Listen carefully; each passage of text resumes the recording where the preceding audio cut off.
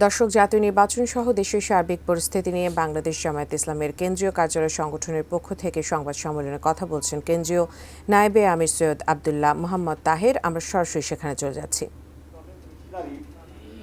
তাদের দলে যদি নারীর গুরুত্ব কম হয়, যাদের দলে কম নারী তাদের দলে নারীর গুরুত্ব কেমন হবে? কিন্তু অপপ্রচারের মাধ্যমেই একটা ভুল জিনিসকে তারা এস্টাবলিশ করতে চায়। আপনারা জানেন যে নির্বাচন খুব একটু আসন্ন এবং এই নির্বাচনে জামাত ইসলামীর মহিলারা খুবই অ্যাক্টিভ।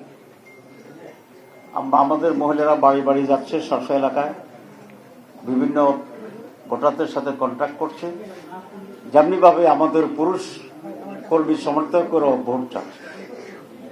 এবং আমাদের যে অ্যাসেসমেন্ট সেটা হচ্ছে সারা দেশে আমাদের নারী সমর্থকই বেশি, জামাতকে ভোট দেবে মহিলারা বেশি এবার, কারণ মহিলারা শান্তিপ্রিয় এবং তারা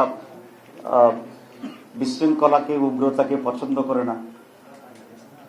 আমার যে নির্বাচনী এলাকা আছে চৌদ্দগ্রাম, সেখানেও আমার অ্যাসেসমেন্ট হচ্ছে আমি পুরুষদের চেয়ে নারী ভোট বেশি পাবো ইনশাআল্লাহ। পুরুষের ভোট বেশি পাবো, অনেক পাবো, কিন্তু রেট অফ দি ভোটার্স নারী এবং পুরুষের ভিতরে নারীদের বেশি এবং খুবই অ্যাক্টিভ।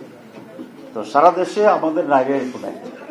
আমাদের প্রধান প্রতিপক্ষ যারা আছেন তারা এটা বুঝতে পারে, ওরা এটা ট্যার পেয়েছে যে জামাতের মহিলা নারীরা যে পরিমাণ অ্যাক্টিভ আছে, এতে মহিলাদের কর্মকাণ্ডই তাদের টোটাল কর্মকাণ্ডকে সারপাস করে যেতে পারে। এই জন্য সারা দেশে আমাদের মহিলাদেরকেই তারা আক্রমণ করছে, হেনস্থা করার চেষ্টা করছে, ভয়ভীতি দেখাচ্ছে এবং তাদেরকে ভীত করার জন্য একটি পরিবেশ তৈরি করার জন্য চেষ্টা করছে।